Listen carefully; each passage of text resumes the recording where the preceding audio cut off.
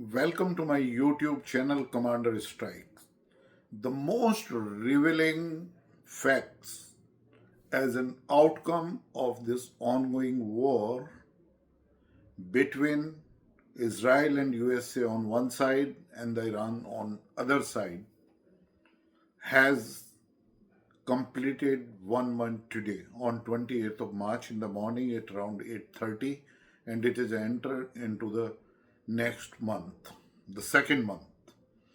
You will see that one side, the most powerful army, most powerful navy, and most powerful air force, even the strategic forces and the marine commands of USA were striking Iran along with again the most powerful military power in Middle East or in West Asia, Israel, and they have finished definitely the air force of Iran completely because they were having only the legacy class of aeroplanes. That was not a very difficult target.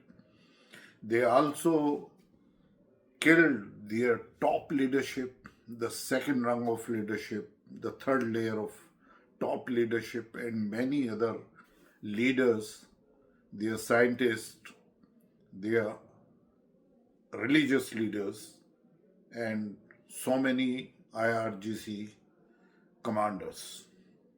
In spite of it, the kind of resilience Iran has shown, the way Iran is striking with its ballistic missiles, that too, after such an assault where thousands of, Patriot and Tomahawk missiles have been launched against it, more than 1,500 air strikes have taken place from the Israel side.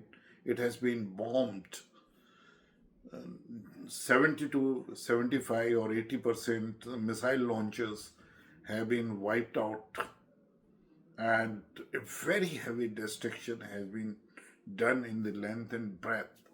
But still, the kind of resolve which Iran is showing, the kind of destruction Iran has done using asymmetric warfare tactics, it is definitely not praiseworthy, I will say, because Iran was a radical regime and it was operating for more than 4 decades over there.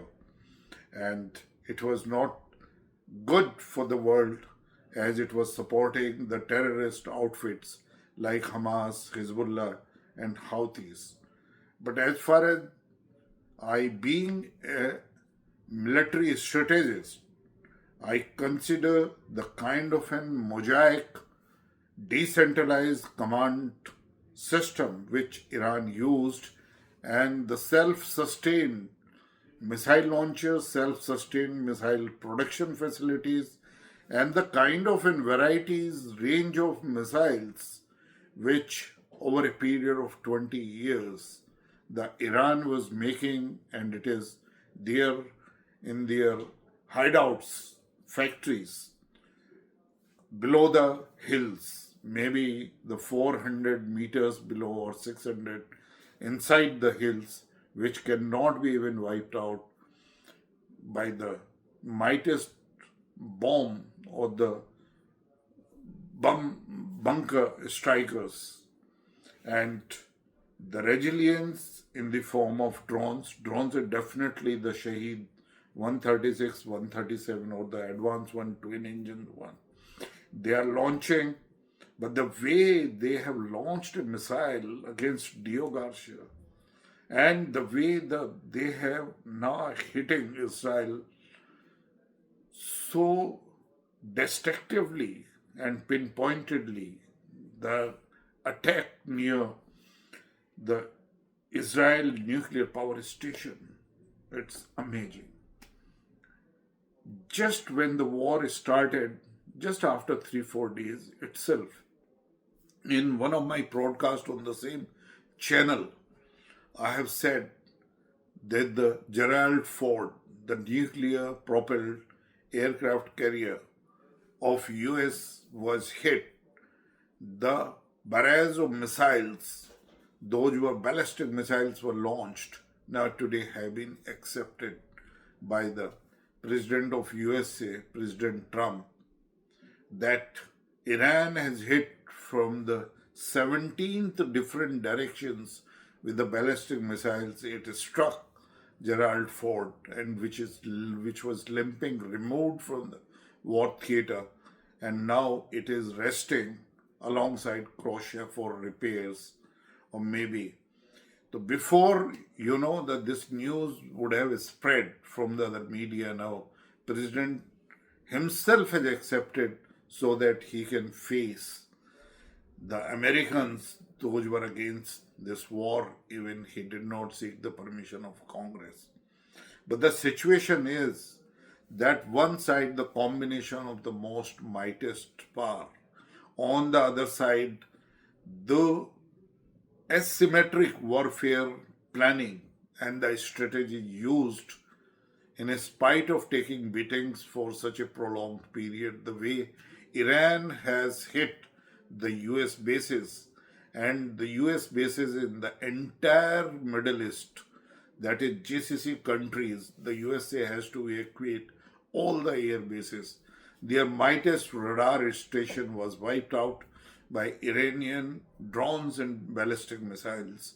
And now America is removing a radar station from South Korea, which was there for the protection of South Korea air defense, is bringing over there. It shows that, the depletion of their warheads, the depletion of resources in US has taken place. And it seems the way Trump has posed this war for 5 days, it shows clearly that US is running short of the supply chains, the weapons, ammunition, missiles, countering drones, and their third system in the missiles, or the interceptor especially. And the interceptor counter measure against very cheap drones, which is hardly 20 to 30,000, which Iran is launching. It's a very costly affair. It is tilting economics in favor of Iran. So that is the another most revealing, that how a country who has taken such a beating, such an assault for such a prolonged period, all its critical assets have been hit. His military capacity, except the army, which is the foot soldiers, those are there as part of IRGC forces and some other forces over there. Everything has been hit and wiped out. Still, it is fighting. And whatever the peace formula or a ceasefire formula which has been given, that 15 points agenda which America has put across, the Iran has just point blank refused to accept it. That is the revelation of this war. Just no country, whatever,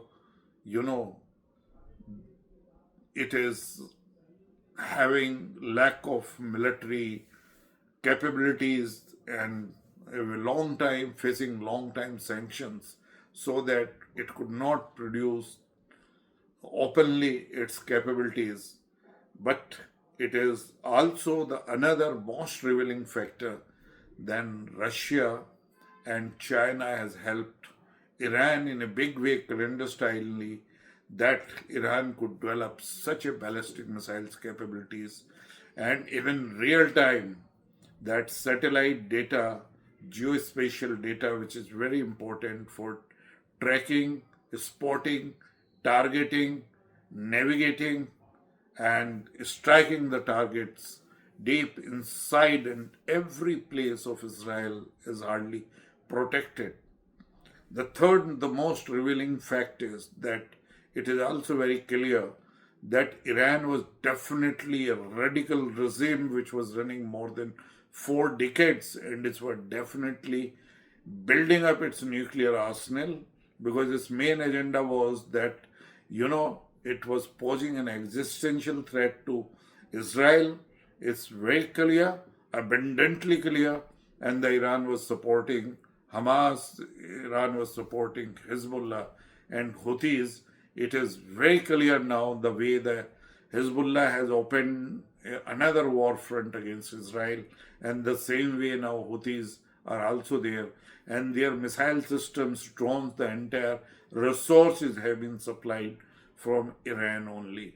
It means Iran was definitely a culprit as far as military objectives of US's were definitely correct, the same way the Israel was correct, that a radical regime which was approaching towards acquiring nuclear bomb capabilities, then they were already having the ballistic missiles capabilities. They should have got very shortly the ICBMs, intercontinental ballistic missiles capabilities, and with nuclear bomb, not only a threat, existential threat to Israel could have been posed even against America.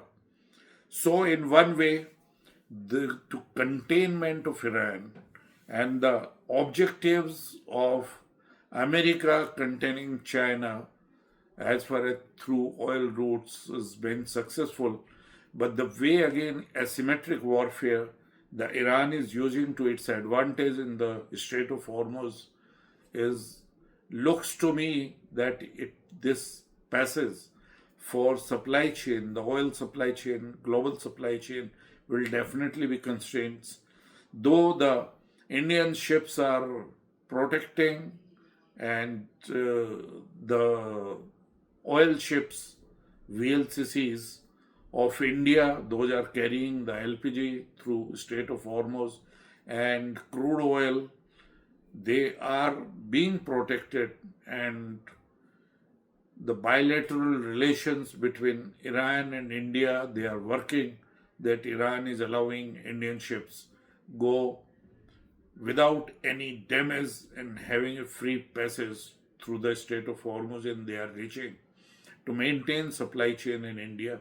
But for others, for enemies, and those are supporting the Iran's enemies, I mean to say USA and Israel, they are not able to have passes.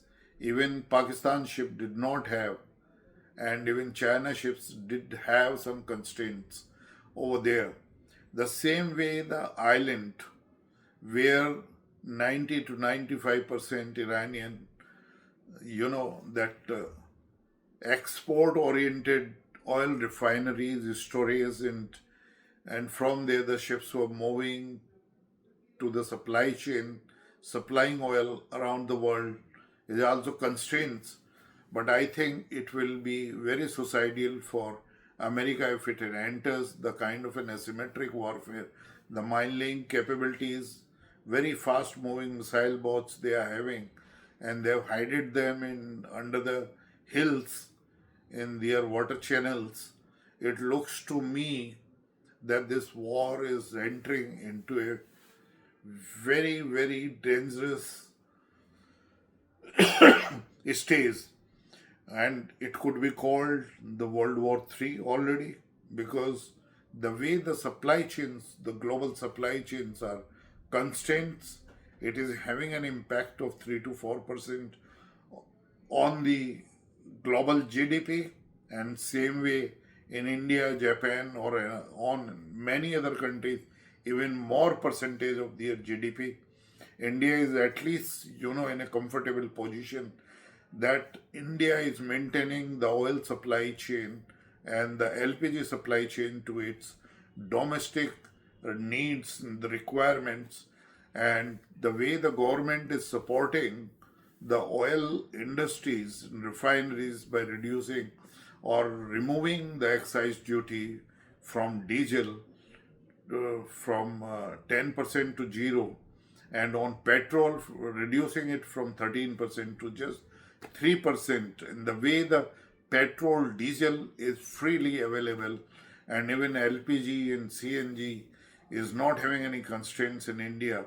So it goes a very, very heavily in favor of our Honorable Prime Minister Narendra Modi and his, the geopolitics in the kind of in foreign policy, pragmatic foreign policy, and his personal relations which he is having with the heads of states. It is definitely India is having a sort of an, I'll not say advantage, but it is keeping itself in a very good position as far as other nations are concerned. They are very badly affected by this war. So these were the revelations that even the most mightiest military power, its most important war asset, and a nuclear propelled aircraft carrier, which was having a flotilla of near about 30 to 40 ships, the best air defense systems, still it could not save, and it was damaged by not so technologically oriented ballistic missiles of Iran. Then it shows that how these conventional platforms are exposed to the hypersonic ballistic missiles in the future and the cheap drones. Military planners already are awake. They are just sitting and planning that how they could defend their own nations by having strategic planning, that what sort of an asymmetric warfare strategies are to be adopted to fight future wars. Dear friends, if you like this analysis of mine, please like this video and subscribe my channel, my YouTube channel, Commander Strike.